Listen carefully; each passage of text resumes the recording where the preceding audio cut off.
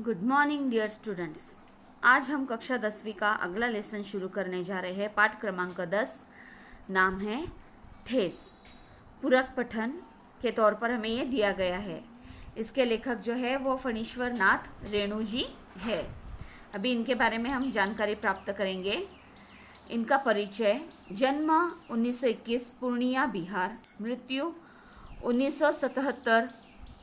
परिचय: हिंदी कथा धारा का रुख बदलने वाले फणीश्वर नाथ रेणु जी को आज़ादी के बाद प्रेमचंद की संज्ञा दी जाती है। आपकी कहानियों और उपन्यासों में आंचलिक जीवन की धुन, गंध, लय, ताल, सुर, सुंदरता, कुरूपता स्पष्ट रूप से दिखाई पड़ती है। आपकी भाषा शैली में एक जादुई असर मिलता है। प्रमुख कृतियाँ: मैला आंचल, परती परिकथा, जुलूस उपन्यास, एक आदिम रात्रि की महक, ठुमरी, अच्छे आदमी, कथा संग्रह, ऋण जल धन जल, नेपाली क्रांति कथा, रिपोर्ताज आदि। गद्य संबंधी: प्रस्तुत आंचलिक कहानी बिहार के ग्रामीण जीवन पर आधारित है। इस कहानी के माध्यम से कथाकार ने ग्रामीण जीवन, सामाजिक संबंध, कारीगरों के स्वाभिमान आदि को बड़े ही सुंदर ढंग से चित्रित किया है। इस कथा के माध्यम से उन्होंने क्या बताया है? ग्रामीण जीवन के बारे में, सामाजिक संबंध कैसे होते हैं, कारीगरी, उस वहाँ की कारीगरों के स्वाभिमान, इन बातों के बारे में बहुत ही सुंदर ढंग से उन्होंने यहाँ पर वर्णन किया हुआ है। तो अभी हम पाठ की ओर बढ़ते हैं। खेतीबाड़ी के समय गांव के किसान सिरचन की गिनती नहीं करते, यानी खेती वगैरह का काम करना हो, खेती खलिहान का काम करना हो तो गांव के जो किसान लोग हैं वो सिरचन की गिनती ही नहीं करते थे, यानी सिरचन को उस काम में पकड़ते ही नहीं थे। लोग उसे बेकार ही नहीं बेगार समझते थे। बेकार यानी किसी काम का नहीं तो बेगार समझते थे। बेगार यानी बिना मजदूरी के जबरदस्ती लिया गया काम। इसलिए खेत खलिहान की मजदूरी के लिए कोई नहीं बुलाने जाता है सिरचन को। इसलिए खेत खलिहान की मजदूरी के लिए, यानी खेतों में वगैरह काम करने के लिए लोग जाते हैं ना। देखो, मजदूरी के लिए जाते हैं, 100 रुपये या 200 रुपया उन्हें रोज़ाना मिलता है वहाँ पर काम करने का। वैसे मजदूरी के लिए कोई भी उसे बुलाने के लिए, सिरचन को बुलाने के लिए नहीं जाता। क्या होगा उसको बुलाकर? अभी सवाल पूछा गया है, उसको बुलाकर क्या होगा? दूसरे मजदूर खेत पहुंचकर 1/3 काम कर चुकेंगे, तब कहीं जाकर सिरचन राय हाथ में खुरपी डुलाता हुआ दिखाई पड़ेगा, पगडंडी पर तौल तौल कर पाँव रखता हुआ धीरे धीरे। अभी ऐसा क्यों पूछा गया है, क्या होगा उसे बुलाकर? तो उसका जवाब भी दिया गया है कि दूसरे मजदूर जो है वो खेत में पहुंचकर 1/3 काम कर चुके होंगे, 1/3 काम उनका हो गया होगा। इतना काम हो जाने के बाद जो सिरचन है वो हाथ में खुरपी डुलाता हुआ, खुरपी जो है वो खेत में काम करने के लिए एक औजार जो होता है वो होता है, वो खुरपी डुलाता हुआ दिखाई पड़ेगा। पगडंडी पर तौल तौल कर पाँव रखता हुआ धीरे धीरे। पगडंडी पर जो है वो पाँव रखता हुआ धीरे धीरे। पगडंडी यानी 2 खेतों के बीच में से आने जाने के लिए बनाया हुआ छोटा रास्ता या मेड़, वहां से वो आता हुआ धीरे धीरे आता हुआ दिखाई देगा। मुफ्त में मजदूरी देनी हो तो और बात है। मुफ्त में यानी फोकट में अगर उसे मजदूरी देनी हो तो और बात है। क्यों ऐसे कहा गया है? देखो, जब बाकी के मजदूर 1/3 काम कर लेते हैं तब वो धीरे धीरे आता है, फिर उसके बाद वो कितना काम करेगा? यानी उसे बुलाना यानी मुफ्त में जो है बिना काम के ही उसे मजदूरी देने जैसा है। अगर किसी को ऐसे मजदूरी देनी हो तो ही उसे बुलाएगा। आज सिरचन को मुफ्तखोर, कामचोर या चटोर कह ले कोई। यानी आज का जो दिन है, इस आज के दिन में सिरचन को जो है कोई मुफ्तखोर या चटोर यानी स्वाद लोलुप ऐसे कहा जाता है। कामचोर, स्वाद लोलुप ऐसे कह ले कोई। एक समय था जब उसकी मड़ैया के पास बाबू लोगों की सवारियां बंधी रहती थी। अभी उसके बारे में लेखक हमें जानकारी दे रहा है कि एक समय ऐसे भी था कि जो उसकी मड़ैया थी, मड़ैया यानी कि अब जो झोपड़ी, उसके झोपड़ी के पास बाबू लोगों की सवारियां बंधी रहती थी। जो बाबू लोग हैं, जो बड़े लोग हैं, उन लोगों की सवारियां जो है वो रहती थी। उसे लोग पूछते ही नहीं थे, उसकी खुशामद भी करते थे। उसे लोग सिर्फ पूछते नहीं थे, यानी उसे आ जाकर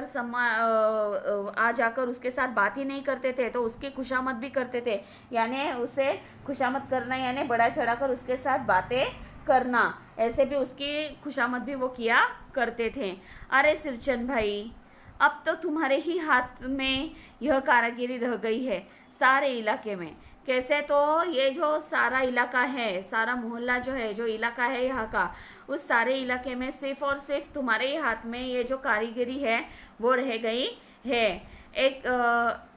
एक दिन का समय निकाल कर चलो, एक दिन का टाइम निकाल कर तुम हमारे साथ चलो। बड़े भैया की चिट्ठी आई है।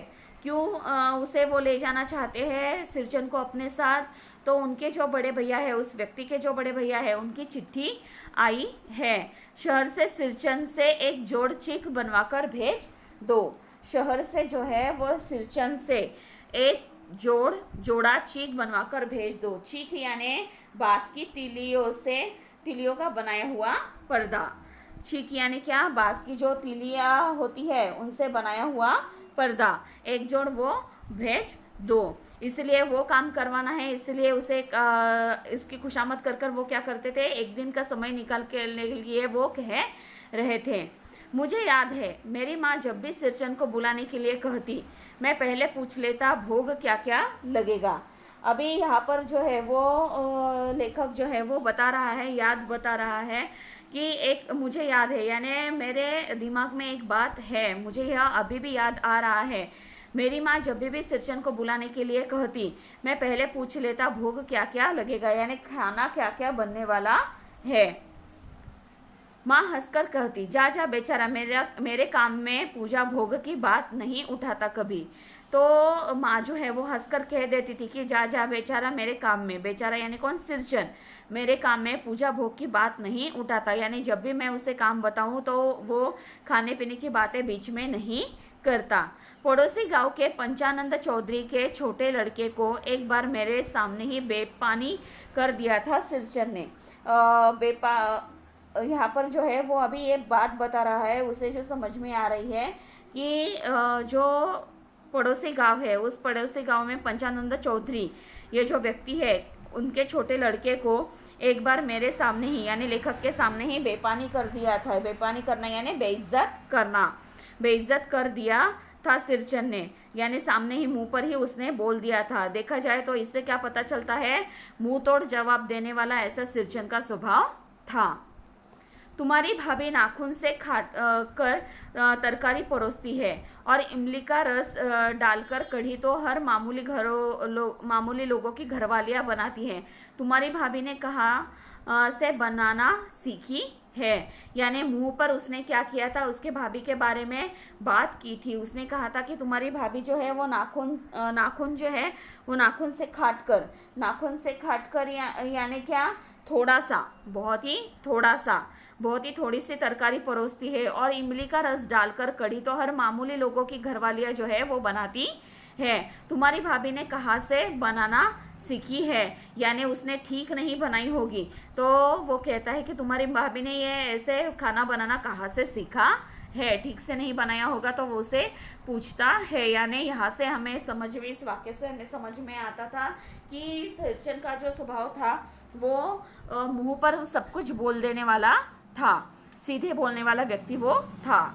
इसलिए सिरचन को बुलाने के पहले मैं माँ से पूछ लेता। अभी समझ में आया क्यों माँ से उसने ऐसे पूछा भोग क्या क्या लगेगा, तो यही कारण था कि वो सीधे बोल देता था। इसलिए सिरचन को बुलाने के पहले वो माँ से पूछ लेता था कि आज क्या क्या खाना बनेगा। सिरचन को देखते ही माँ हुलसकर कहती, आओ सिरचन। सिरचन को जैसे ही देखती थी तो माँ हुलसकर यानी खुशी से उसे कहती थी, आओ सिरचन। यानी देखो, हमारे घर पर अगर कोई आता है, उसे अगर हम प्रेम से बात करते हैं तो सामने वाले को भी अंदर आने के लिए अच्छा लगता है, घर में प्रवेश करने के लिए अच्छा लगता है, फिर वो छोटा व्यक्ति हो या बड़ा व्यक्ति हो। वैसे ही ये जो है वो अच्छे से कहती थी, आज नेनू मत रही थी तो तुम्हारी याद आई, घी की खखोरन के साथ चूड़ा तुमको बहुत पसंद है ना। यानी आज दही निकाल रही थी तो तुम्हारी याद आई थी, और जो घी की जो खखोरन है उसे बेरी भी कहते हैं, देखो घी निकालने के बाद बचता है वो, के साथ चूड़ा जो है वो तुम्हें बहुत पसंद है ना। और बड़ी बेटी ने ससुराल से संवाद भेजा है, यानी बड़ी बेटी ने जो है वो ससुराल से जो है संवाद भेजा है, यानी मैसेज दिया है। उनकी ननद रूठी हुई है मोती की शीतल पार्टी के लिए, उनकी ननद जो है वो रूठी हुई है, उसे गुस्सा आया है। किसके वजह से वो रूठी हुई है, नाराज़ होकर बैठी हुई है, किस लिए, तो उसे क्या चाहिए, उसकी ननद को क्या चाहिए, उनके बड़ी बेटी के ननद को क्या चाहिए, मोती की शीतल पार्टी चाहिए होती है। मोती यानी एक प्रकार की घास, और शीतल पार्टी यानी चटाई। मोती यानी क्या, एक प्रकार की घास, और शीतल पार्टी यानी चटाई। उसके लिए जो है वो लेखिका की जो बड़ी बहन है उसकी ननद जो है वो रूठी हुई रहती है मोती की शीतल पार्टी के लिए, यानी एक प्रकार की घास की जो चटाई होती है उसके लिए। सिरचन अपनी पनियानी जीभ को संभाल कर हंसता। सिरचन जो है वो अपनी पनियानी जो जीभ है उस जीभ को जो है वो संभाल कर हंसता था। पनियानी यानी पानी से भरी। घी की सौंधी सुगंध सूंघ कर ही आ रहा हूँ काकी।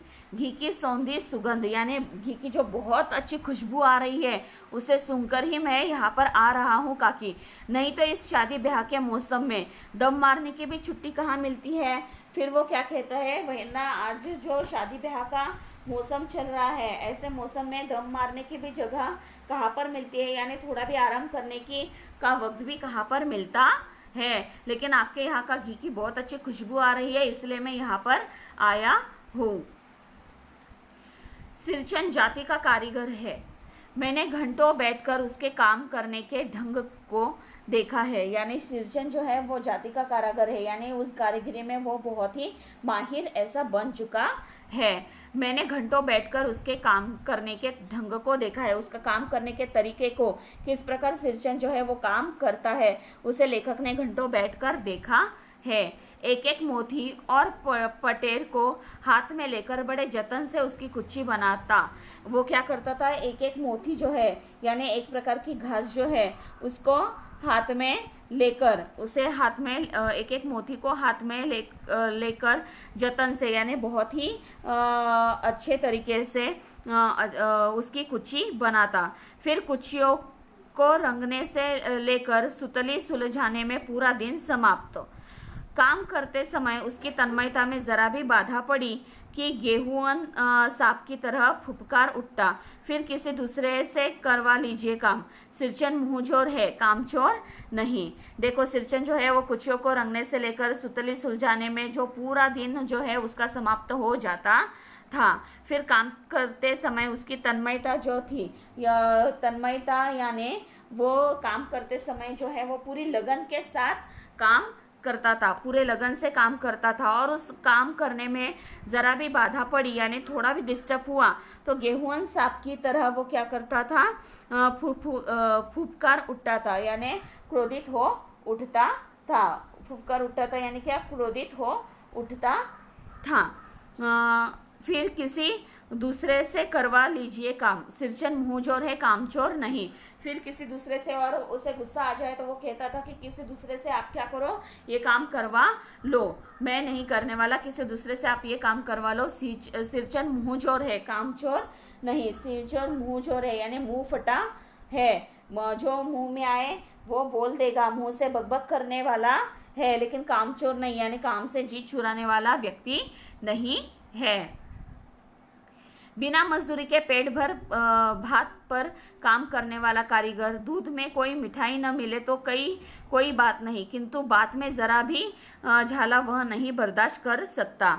यानी बिना मजदूरी के यानी पेट भर भात पर काम करने वाला कारीगर, यानी बिना मजदूरी यानी सामने वाले से वो कोई पैसा वगैरह नहीं लेता था काम करने का। सिर्फ वो क्या करता था, वहाँ पर सिर्फ जो पेट भर खाना उसे मिल जाए वही काफ़ी रहता था। पेट भर भात पर काम करने वाला कारीगर, दूध में कोई मिठाई न मिले तो कोई बात नहीं, दूध में अगर कोई मिठाई न डाल के दो, दूध में मिठास न हो तो कोई बात नहीं होती थी, किंतु बात में ज़रा भी झाला वह नहीं बर्दाश्त कर सकता था। किंतु बात करने में ज़रा भी झाला जो है वो बर्दाश्त नहीं कर सकता था, यानी बात करते वक्त उसे कोई ऊपर नीचे कह दे वो उसे बिल्कुल भी बर्दाश्त नहीं होता था, बिल्कुल भी सहन नहीं वो कर सकता था।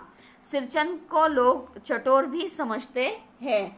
सिरचन जो है, उस सिरचन को लोग जो है वो चटोर भी समझते थे, यानी चटोर यानी स्वाद लोलुप, ऐसे भी वो लोग जो है वो समझते थे।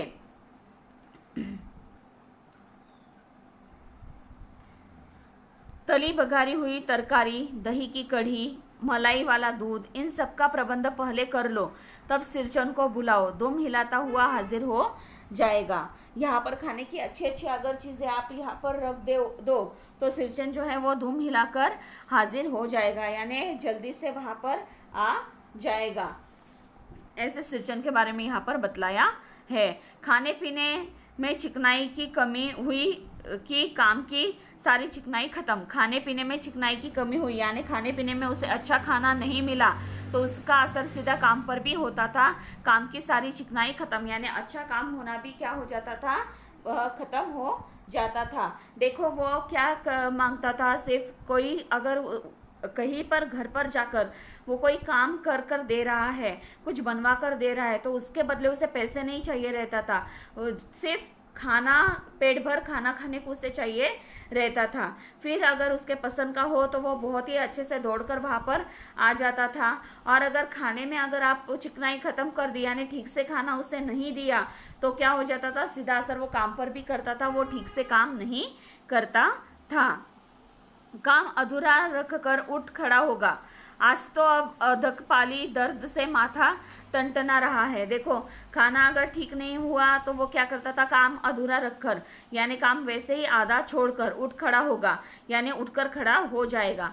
आज तो अब अधकपाली दर्द से माथा टनटना रहा है। आज तो क्या हो रहा है, अधकपाली दर्द यानी आधे सिर में होने वाला दर्द, उसे क्या कहते हैं, अधकपाली दर्द, आधे सिर में होने वाला दर्द से माथा टनटना रहा है यानी माथे में एक दर्द हो रहा है। आधे सिर दर्द की वजह से सिर जो है वो टनटना रहा है यानी सिर में बहुत ही दर्द हो रहा है।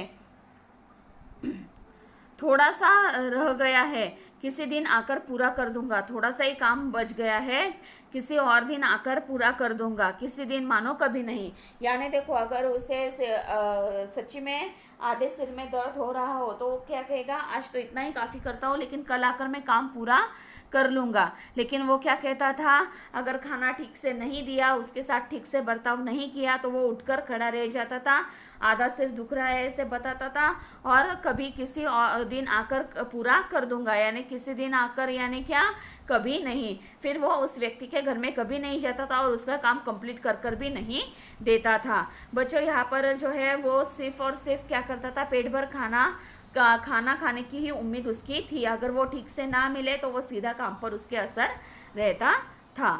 मोती घास और पटरे की रंगीन शीतल पाटी, बांस की तिलियों की झिलमिलाती चीख, सतरंगे ढोर के मोठे, भूसी चुनी रखने के लिए मूंज की रस्सी के बड़े बड़े जाले, हलवाहों के लिए ताल के सूखे पत्तों की छतरी, टोपी तथा इसी तरह के बहुत से काम है जिन्हें सिरचन की सिवा गांव में और कोई नहीं जानता।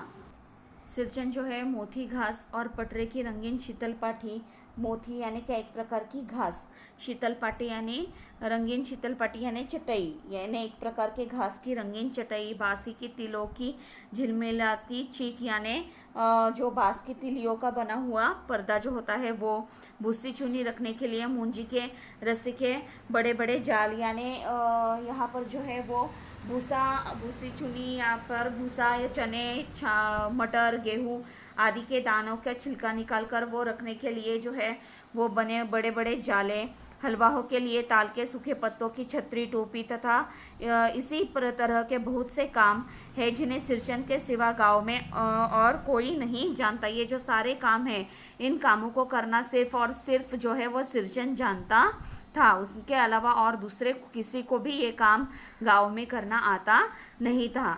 यह दूसरी बात है कि अब गांव में ऐसे कामों को बेकाम का काम समझा जाता है। यह और दूसरी बात है कि गांव में ऐसे कामों को बेकाम का यानी अनुपयोगी बेकार ऐसे काम समझा जाता है। ऐसे कामों को बेकार का काम या फिर अनुपयोगी काम ऐसे समझते हैं। बेकाम का काम जिसकी मजदूरी में अनाज या पैसे देने की कोई ज़रूरत नहीं।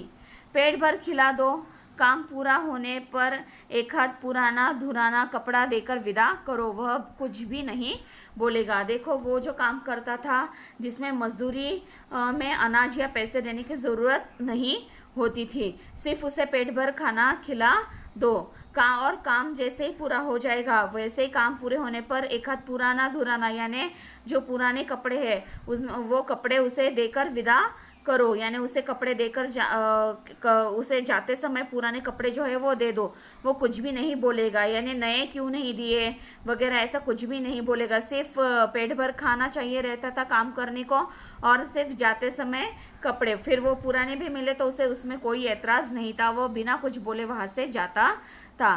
कुछ भी नहीं बोलेगा ऐसे बात नहीं। सिरचन को बुलाने वाले जानते हैं सिरचन बात करने में भी कारगर है। कुछ भी नहीं बोलेगा ऐसा भी नहीं है कि वो जो दे दो उसमें कुछ बात नहीं करेगा, ऐसा भी नहीं है। सिरचन को बुलाने जाने वाले जानते हैं, यानी जो सिरचन को बुलाने के लिए जाता है वह व्यक्ति जानता है कि सिरचन बात करने में भी कारगर है, यानी सिरचन जो है वो बात करने में भी कारगर है, यानी बहुत ही अच्छा है। वो अच्छे से बात करता है, माहिर है। महाजन टोले के भज्जू महाजन की बेटी सिरचन की बात सुनकर तिलमिला उठी थी। महाजन टोले के भज्जू महाजन की बेटी जो है वो सिरचन ने जो बात की थी वो बात सुनकर जो है वो तिलमिला उठी थी। क्या बात थी वो अभी हम देखेंगे। ठहरो, मैं माँ से जाकर कहती हूँ इतनी बड़ी बात। उसने सिरचन ने जो भी कुछ कहा था वो सुनकर वो बेटी बोली थी, ठहरो मैं अभी क्या करती हूँ, माँ से जाकर बोलती हूँ। तिलमिला उठी थी यानी क्या, गुस्सा हो जाना। देखो बच्चों, तिलमिला उठना ये जो है वो मुहावरा है। तिलमिला उठना यानी क्या, गुस्सा हो जाना। सिरचन की बात सुनकर वो गुस्सा हो उठी थी और उसने कहा था, ठहरो मैं माँ से जाकर कहती हूँ इतनी बड़ी बात। तुमने ये जो बड़ी बात कही है वो मैं जाकर माँ से कहती हूँ। बड़ी बात ही है बिटिया। उसने क्या कहा, ये बहुत बड़ी बात ही है बेटा। बड़े लोगों की बस बात ही बड़ी होती है, नहीं तो 2-3 पटेर की पार्टियों का काम सिर्फ खेसारी का सत्तू खिलाकर कोई करवाएगा भला? यह तुम्हारी माँ ही कर सकती है बबूनी। सिरचन ने मुस्कुराकर जवाब दिया था।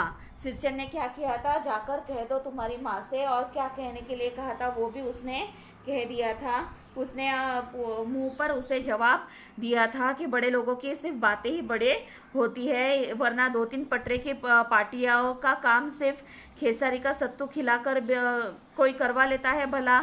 ऐसे खाना देकर कोई ऐसा करवा लेता है भला? यह तुम्हारी माँ ही कर सकती है। सिरचन ने मुस्कुराकर जवाब दिया। हंसकर उसने कहा था। तो यहाँ पर जो है वो खेसारी का सत्तू यानी क्या, भुनी हुई लतरी का आटा, दाल का, भुनी हुई दाल का आटा जो है उसे कहा जाता है खेसारी का सत्तू। और जो पटेर की पार्टी होती है यानी क्या, तालाबों में उगने वाली सरकंडे की जाति के जो पौधे हैं उन पौधों के पत्तों से बनाई हुई चटाई। पटेर की पार्टी यानी क्या, तो तालाबों में उगने वाली जो सरकंडे की जाति के पौधे होते हैं उन पौधों के पत्तों से बनी हुई जो है वो चटाई, उसे कहते हैं पटरे की पाटिया। और खेसारी का सत्तू यानी भुनी हुई लतरी यानी दाल का आटा खिलाकर कोई इतना काम करवा लेता है, ये तो सिर्फ तुम्हारी माँ ही कर सकती है बबूनी। सिरचन ने मुस्कुराकर जवाब दिया था। हंसकर उसने जवाब दिया था। इस बार मेरी सबसे छोटी बहन पहली बार ससुराल जा रही थी। अभी लेखक जो है वो बता रहे हैं कि इस बार जो था वो लेखक की सबसे छोटी बहन जो है वो पहली बार ससुराल जा रही थी। मानू के दूल्हे ने पहले ही बड़ी भाभी को लिखकर चेतावनी दे दी थी। मानू, उसके बहन का नाम क्या है, सबसे छोटी बहन का मानू, उसके दूल्हे ने यानी मानू के पति ने पहले ही बड़ी भाभी को लिखकर यानी इनकी जो बड़ी भाभी है उनको लिखकर चेतावनी दे दी है यानी वार्निंग दे दी है। मानू के साथ मिठाई की पतीली न आए कोई बात नहीं, यानी मिठाई के जो पतीले हैं वो उसके साथ न आए, मिठाई उसके साथ न आए तो कोई बात नहीं। 3 जोड़े फैशनेबल चीक और पटेर की 2 शीतल पार्टियों के बिना आएगी मानू तो। यहाँ पर उसने क्या डिमांड किया है, मिठाई नहीं भेजेगी तो भी चलेगा लेकिन 3 जोड़ी फैशनेबल चीक उसे चाहिए, यानी बांस की तिलियों की बना हुआ पर्दा जो है वो फैशनेबल ऐसा पर्दा उसे चाहिए। वो कितनी जोड़ी, 3 जोड़ी। और 2 शीतल पार्टियों के बिना आएगी मानू, शीतल पार्टियों यानी 2 चटाइयों के बिना आएगी मानू तो, यानी यहाँ पर धमकी दी।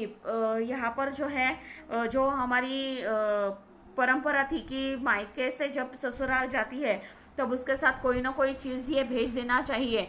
इस परंपरा पर लेखक ने यहाँ पर व्यंग कसने का प्रयत्न किया है। वो यहाँ पर जो है इस माध्यम से बताना चाहते कि वो नहीं आया तो शायद उसे कल जाकर तकलीफ होगी। भाभी ने हंसकर कहा बेरंग वापस, भाभी ने हंसकर कहा बेरंग वापस। यहाँ पर जो वो भाभी है वो क्या कह रही है, तो सिर्फ इतना ही उसने कहा था, तो भाभी जो आगे बढ़कर है वो कहती है कि बेरंग वापस, यानी बिना टिकट लगा तुरंत वो वापस आ जाएगा। अगर ये चीज़ें नहीं भेजी जाएगी तो मानू को भी ससुराल से घर भेजा, मायके भेजा जाएगा। इसलिए 1 सप्ताह पहले ही सिरचन को बुलाकर काम पर तैनात करवा दिया था माँ ने। देखो सिरचन, इस बार नई धोती दूंगी, असली मुहर छाप वाली धोती। मन लगाकर ऐसा काम करो देखने वाले देखते ही रह जाए। देखो अभी अपने बेटी के लिए ससुराल वालों ने ऐसे कहा है कि अगर नहीं मिला तो यानी सोच लीजिए शायद उसे ससुराल से फिर से मायके भेजा जा सकता है। तो फिर 1 सप्ताह पहले ही सिरचन को बुलाकर तैनात करवा दिया था माँ ने, यानी उसे काम बता दिया था, उसे समझा दिया था माँ ने। और ये भी कहा था कि देखो सिरचन, इस बार नई धोती दूंगी, मैं क्या करूँगी, तुम्हें नई धोती दूंगी, असली मुहर छाप वाली धोती, ये जो है मैं तुम्हें दूंगी। मन लगाकर ऐसा काम करो कि देखने वाले देखते ही रह जाए। तुम अपना पूरा मन लगाकर ऐसा काम करो, ऐसी चीज़ें बनाओ कि देखने वाला जो है सिर्फ देखता ही रह जाए, ऐसे तुम कारीगिरी तुम्हारी दिखाओ। पान जैसी पतली छुरी से बांस की तिलियों और कमानियों को चिकनाता हुआ सिरचन अपने काम में लग गया था। पान जैसी पतली छुरी से बांस की तिलियों और कमानियों को चिकनाता हुआ चिकनाता हुआ सिरचन जो है अपने काम में लग गया। जैसे ही लेखक की माँ ने कहा वैसे ही उसने क्या किया, अपने काम की शुरुआत कर दी। रंगीन सुतलियों से झब्बे डालकर वह चीक भूनने बैठा। 1.5 हाथ की बिनाई देखकर ही लोग समझ गए कि इस बार एकदम नए फैशन की चीज़ बन रही है। 1.5 हाथ की बिनाई उसने जो की थी उसे देखकर ही लोग समझ गए थे कि इस बार जो है वो नए फैशन की जो है वो चीज़ बन रही है, नए फैशन से जो है वो बन रही है। मछली भाभी से नहीं रहा गया। ये देखकर, जो मछली भाभी थी उसे देखकर वो नहीं सह सकी। पर्दे की आड़ से बोली, पहले ऐसा जानती कि मुहर छाप वाली धोती देने से ही अच्छी चीज़ बनती है तो भैया को खबर भेज देती। वो कहती है कि पर्दे की आड़ से बोली, यानी पर्दे के पीछे से वह बोली कि पहले ऐसा जानती कि मुहर छाप वाली धोती देने से ही अच्छी चीज़ें बनती है तो भैया को खबर भेज देती, यानी जो भैया है उसे वो बता देती थी कि मोहर छाप वाली धोती देने से ही अच्छी अच्छी चीज़ें यहाँ पर बन रही है। यहाँ पर उसका कहने का मीनिंग है कि और चीज़ें वो मंगवा सकता था। काम में व्यस्त सिरचन के कानों में बात पड़ गई। काम में जो बिजी था, व्यस्त था, व्यग्र था, उस सिरचन के कानों में ये जो बात थी वो मंजली भाभी की वो आ गई। बोला, मोहर छाप वाली धोती के साथ रेशमी कुर्ता देने पर भी ऐसी चीज़ नहीं बनती बहुरिया। वो क्या कहता है कि मोहर छाप वाली धोती के साथ अगर किसी ने मुझे रेशमी कुर्ता भी दे दिया होता तो ऐसी चीज़ नहीं बनती बहुरिया। बहुरिया यानी क्या? बहुरानी। मानो दीदी काकी की सबसे छोटी बेटी है। मानो दीदी जो है वो काकी की सबसे छोटी बेटी है। मानो दीदी का दूल्हा अफसर आदमी है। मानो दीदी का दूल्हा भी क्या है? अफसर आदमी है, अफसर व्यक्ति है। मंजली भाभी का मुंह लटक गया। जैसे ही इसने जवाब दिया वैसे ही जो है मंजली भाभी का मुंह लटक गया। मुंह लटक गया यानी वो नाराज हो गई। निराश होना, मुंह लटक जाना यानी क्या? ये भी मुहावरा है, निराश होना। मेरी चाची ने फुसफुसा कर कहा, किसी से बात करती है बहू, मोहर छाप वाली धोती नहीं।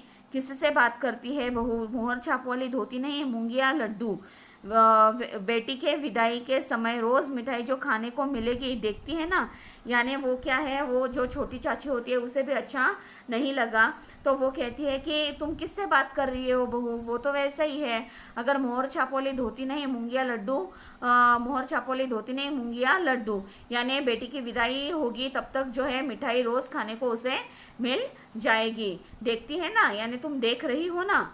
दूसरे दिन चिक की पहली पाती में 7 तारे जगमगा उठे। 7 रंग के 7 भैया तारा।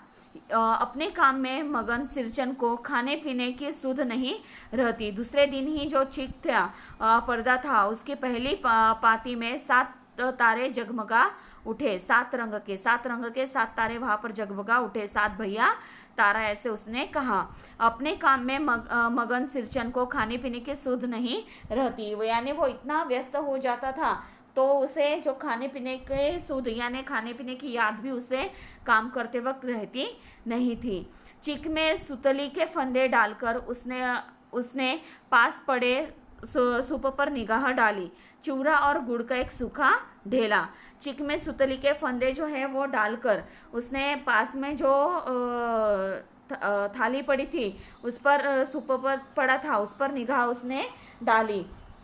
उसमें जो था चूरा और गुड़ का एक सूखा ढेला यानी एक सूखा टुकड़ा था।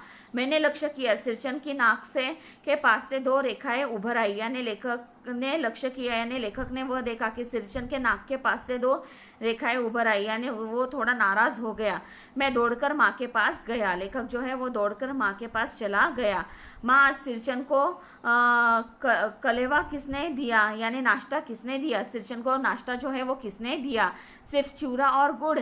वो दौड़कर गया और उसने क्या किया, अपनी माँ से बताया, क्योंकि अगर सिरचन एक बार नाराज हो जाए तो क्या होगा, जो काम करने के लिए वो आया है तो वो ठीक से नहीं करेगा। इसलिए वो दौड़कर चला गया और उसने माँ से पूछा कि आज का जो कलेवा है यानी आज का नाश्ता जो है वो किसने दिया है सिरचन को, और नाश्ते में सिर्फ चूरा और गुड़ ही उसे दिया है। माँ रसोई के अंदर पकवान आदि बनाने में व्यस्त थी। यानी माँ क्या कर रही थी, अभी बेटी की विदाई करनी है तो बेटी के विदाई के लिए वो रसोई घर में पकवान और आदि बनाने में व्यस्त थी। खाना वगैरह बनाने में वो व्यस्त थी, बिजी थी। बोली, अरे मंजली भाभी, अरे मंजली सिरचन को बूंदिया क्यों नहीं देती? अरे मंजली सिरचन को बूंदिया क्यों नहीं देती? यहाँ पर उसने क्या किया कि पूछा कि तुमने उसे वो क्यों नहीं दिया, बूंदिया क्यों नहीं दी है, सिर्फ चूरा और गुड़ ही क्यों दिया है।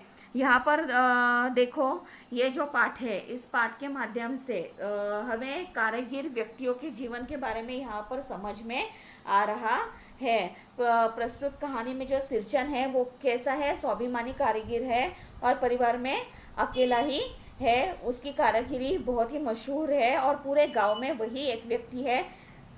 लेखक के घर पर उसे बुलाया जाता है क्योंकि जो छोटी लड़की होती है उसकी विदाई करनी होती है और उसके विदाई में उसके घर वालों ने जो है वो फैशनेबल चिक और 2 शीतल पेटियाँ जो है वो बनाने के लिए मांगी थी और वो उसे चाहिए थी। और उसके बाद वो आता है, किस प्रकार काम करता है, कैसे उसे नाश्ता दिया जाता है, इस बारे में हमने इस लेसन में देखा।